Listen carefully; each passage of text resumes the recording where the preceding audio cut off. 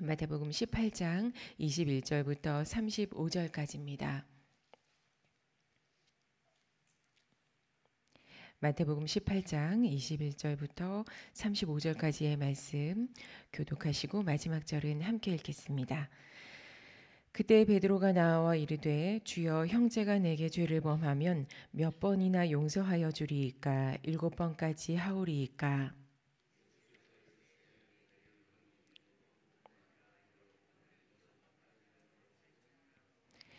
그러므로 천국은 그 종들과 결산하려 하던 어떤 임금과 같으니 갚을 것이 없는지라 주인이 명하여 그 몸과 아내와 자식들과 모든 소유를 다 팔아 갚게 하라 하니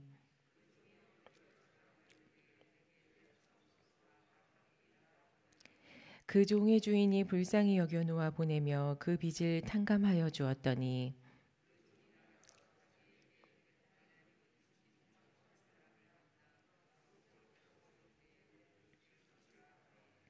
그 동료가 엎드려 간구하여 이르되 나에게 참아 주소서 갚으리이다 하되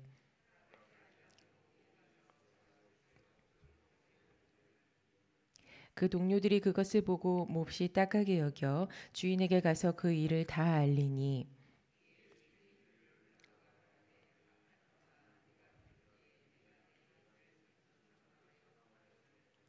내가 너를 불쌍히 여김과 같이 너도 내 동료를 불쌍히 여김이 마땅하지 아니하냐 하고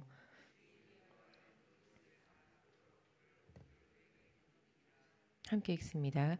너희가 각각 마음으로부터 형제를 용서하지 아니하면 나의 하늘 아버지께서도 너희에게 이와 같이 하시리라. 아멘. 천국이 말하는 용서라는 제목으로 말씀을 함께 보겠습니다. 오늘 본문은 용서에 대한 성경의 말씀들 중에서 가장 많이 권면되고 있는 구절입니다. 용서를 위해 스스로의 마음을 정돈할 때나 이 주제로 타인을 위로할 때 우리가 1만 달란트 탕감받은 자이니 나도 당신도 너그럽게 용서하며 살아야 한다라고 많이 이야기합니다. 그만큼 용서가 어려울 때가 오면 이 말씀은 우리에게 큰 위로가 되고 동시에 긴장을 줍니다. 오늘 본문에서 베드로는 예수님께 용서의 횟수에 대해서 묻습니다. 한 사람이 다른 사람을 용서할 수 있는 횟수가 몇 번까지인지 지금 그 한계를 궁금해합니다. 지금 우리의 질문으로 이것을 바꿔본다면 용서하고 받아줘야 하는 사람의 조건은 무엇입니까? 받아준다면 어디까지 포용해야 합니까? 라는 질문과 같을 수 있습니다. 베드로는 앞에 16장에서 예수님에 대해 주는 그리스도시요 살아계신 하나님의 아들이시니이다 라고 대답한 제자입니다. 그리고 17장에서는 변하신 예수님과 모세 그리고 엘리야를 목격하고 하늘에서 나는 하나님의 음성을 들은 그야말로 예수님의 사람입니다. 그런데 그의 질문은 지금 굉장히 순수하다고 느껴질 정도로 아주 단순합니다. 진정으로 거듭나지 못한 베드로, 즉 이 세상의 모든 불완전한 제자들을 위해서 예수님은 아주 실질적인 비유를 들어서 우리에게 용서에 대해 설명해 주고 계십니다. 그런데 비유가 시작되는 본문 23절을 보시면 천국은 그 종들과 결산하려 하던 어떤 임금과 같다라고 합니다. 이 말씀은 무한히 용서해라. 그런데 무한히 용서해야 하는 이유가 천국의 법칙이다라는 말씀입니다. 오늘 본문에서 용서해줘야 하는 대상은 21절에 나온 4개 죄를 범한 사람에 대한 경우입니다. 다른 곳에서 범죄한 사람이 아니라 정확하게 나에게 물질적이든 정신적이든 피해를 준 사람에 대한 아주 어려운 용서를 가지고 천국을 보여주시고자 하는 게 오늘 본문의 목적입니다. 먼저 용서에 따른 조건을 살펴보면 그 조건은 당사자, 즉 우리에게만 2가지가 있습니다. 첫 번째 27절에 따르면 내가 먼저 불쌍히 여김을 받고 놓여져서 빚을 탕감받는 것이 천국의 일이라고 합니다. 그리고 두 번째 조건은 내가 상대를 불쌍히 여기고 놓아주어서 빚을 탕감해줘야 하는 것이 천국, 즉 하나님 나라의 일이라고 합니다. 그리고 어디까지 포용해줘야 하는가에 대한 답은 70번까지, 즉 끝이 없이 포용해줘야 한다. 어디까지의 의미는 끝이 없는 일이다. 이렇게 지금 말씀을 하십니다. 여기까지의 이해를 바탕으로 지금껏 저와 여러분은 이것을 실천으로 적용하기 위해서 하나님 앞에서 늘 애쓰면서 살아왔습니다. 그런데 이제는 이 용서에 대한 천국의 입장을 깊이 생각해 봐야 합니다. 바로 구원의 문제입니다. 주인공이 빚진 10,000달란트가 그의 일생을 두고도 갚을 수 없는 금액이라는 것은 우리가 많이 들어왔습니다. 이 10,000달란트 탕감은 우리의 구원을 의미합니다. 죽을 영혼에 대한 구원은 아무 조건이 없는 일방적인 은혜이기 때문에 인간으로서는 갚을 길은 없습니다. 우리는 10,000달란트 탕감받은 구원받은 자의 반열에 서 있습니다. 그런데 한 영혼이 그의 일생을 두고 하나님 앞에 나아가는 그 마지막 날까지의 여정에는 성화라는 과정이 분명히 있습니다. 구원은 선물로 받았지만 성화는 하나님 앞에서 전심으로 우리가 드려야 하는 가장 고상한 몸부림입니다. 본문에서 천국이 우리에게 요구하는 바는 구원받은 우리가 이 성화를 이루어 가야 한다는 건데, 본문에 등장하는 종은 구원은 받되 이 성화를 이루어 가지는 못합니다. 그랬더니 주인공 임금이 그를 악한 종이라고 부르면서 원래 빚을 다시 다 갚도록 그를 옥졸들에게 넘겼다고 합니다. 우리 또한 이 악한 종과 똑같이 행동할 경우에 하나님께서 원래 진 빚을 그대로 다 받으시겠다고 지금 말씀하시는 겁니다. 원래의 빚을 다시 다 갚아야 한다는 형벌입니다. 본문에서 빚탕감이 구원을 의미한다고 했는데 타인을 용서하지 않으면 그 사람의 구원은 취소된다는 걸까? 구원은 한 번 얻으면 다시 받아야 하거나 소멸되는 게 아니라고 알고 있는데 구원 전에 비참한 상태로 돌아가는 형벌이 정말 우리에게 주어진다는 것인지 잠시 혼란스러울 수 있습니다. 다시 빚졌던 상태로 돌아가라는 것은 하나님과의 관계가 단절된다는 것을 의미합니다. 그 단절이 잠깐일지 긴 시간 동안일지 아니면 심판에 이를 심각한 결과일지는 알 수 없지만 확실한 건 이미 구원받은 우리가 받게 될 관계 단절이라는 이 형벌은 구원받기 전의 상태와 마찬가지로 가장 안타깝고 비참한 결과라는 겁니다. 성령의 사람에게 성령이 끊어진 상태만큼 막막하고 두려운 일이 또 있겠습니까?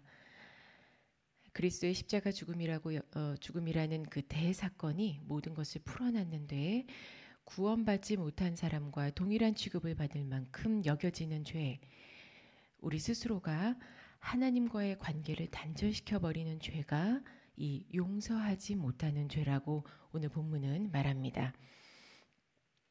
두 번째로 본문 35절을 보시면 각각 마음으로부터 형제를 용서해야 하나님께서도 우리를 용서하신다고 합니다. 이에 대해 성경의 다른 본문들에서도 유사한 말씀들이 있습니다. 우리가 우리에게 죄 지은 자를 사하여 준 것 같이 우리 죄를 사하여 주시옵고 누가 누구에게 불만이 있거든 서로 용납하여 피차 용서하되 주께서 너희를 용서하신 것 같이 너희도 그리하고 또 긍휼을 행하지 아니하는 자에게는 긍휼 없는 심판이 있으리라. 긍휼은 심판을 이기고 자랑하느니라. 아멘. 천국이 말하는 용서의 법칙입니다. 죄의 무게를 달아서 그것에 따라서 용서의 범위를 정하는 것이 아니라 하나님은 순서를 먼저 말씀하십니다. 먼저 용서하면 하나님께서도 그 사람의 죄를 용서하시고 반대로 용서하지 않으면 내 죄를 용서받지 못한다는 법칙입니다. 단순하게 이해되지만 실천하기에는 단순하지 않은 천국의 법칙이라고 말씀드릴 수 있습니다. 천국은 항상 먼저를 말합니다. 먼저 용서하고, 먼저 긍휼히 여기고, 먼저 사랑하고, 먼저 행하라고 합니다. 성경은 선하게 사는 삶과 양심에 대해서 우리에게 끊임없이 교훈을 들려줍니다. 선을 지향하는 삶은 고귀한 것이기 때문에 세상에서 들려오는 여러 선한 소식들에서도 우리는 평안은 느낄 수 있습니다. 그런데 세상이 말하는 선, 즉 용서하고 긍휼히 여기고 사랑을 행하는 것들과 성경이 말하는 선한 행위에는 결정적인 차이가 있습니다. 바로 먼저 행해야 하는 게 성경입니다. 오늘 본문은 저와 여러분이 먼저 용서해야 하나님께서 우리의 모든 죄를 용서하신다고 합니다. 이 먼저가 의미하는 바는 뭘까요? 먼저 죄를 용서한다는 건 하나님을 전적으로 믿는 내 내면의 믿음을 밖으로 보이는 행위입니다. 형제가 나에게 죄를 범할 때 조건을 달아서 용서하거나 죄에 대한 보복을 내가 직접 하는 등의 행위는 주권자이며 심판자이신 하나님을 전적으로 믿지 않는다는 걸 드러내는 겁니다. 우리 죄를 먼저 용서하시고 27절 불쌍히 여겨 놓아 보내며 빚을 탕감해 주신 그 하나님에 대한 믿음의 반응이 바로 먼저 용서하는 행위입니다. 상대방의 죄에 반응하지 않고 먼저 용서하실 수 있나요? 쉽진 않습니다. 그런데 성경의 말씀대로 그렇게 해야 합니다. 그러려면 내가 받는 고통의 감정도 성경대로 처리해야 합니다. 성경에서 타인에 의해 고통받는 모습이 가장 많이 발견되는 사람은 다윗으로 생각할 수 있습니다. 다윗이 왕이 되기 전에 사울로부터 받은 수많은 고통들은 제일 잘 알려진 내용입니다. 왕이 된 후에도 마찬가지입니다. 결국 다윗의 일생은 타인에 의해 고통으로 점철된 인생이라고도 말할 수 있습니다. 그런데 다윗은 계속해서 용서함으로써 결코 스스로 용서하지 못하는 죄에 빠지지는 않습니다. 복수하지 않았고 괴로움에 스스로를 내버려 두지도 않습니다. 오직 하나님께만 이 모든 상황을 토로하고 주권자 하나님께서 건지시고 해결하시기만을 기도했더니 오히려 상대를 수월하게 용서할 수 있었습니다. 그리고 죽일 수 있는 기회들조차 쉽게 외면했습니다. 고통을 오직 하나님께만 토로한 겁니다. 시편의 그 수많은 보석 같은 말씀들을 보면 그가 오직 심판자 하나님께만 맡기고 상대들을 용서했더니 하나님께서 그의 믿음을 보시고 섭리에 따라 높이 이끄시는 것을 우리는 볼 수 있습니다.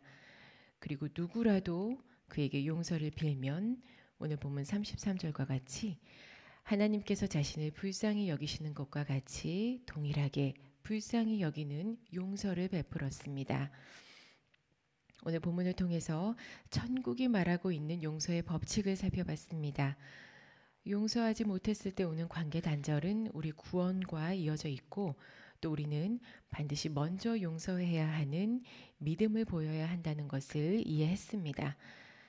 사람으로서 할 수 없는 용서를 위해서 하나님께만 모든 상황을 토로하는 다윗을 모본으로 성경적 용서를 우리는 깨달았습니다.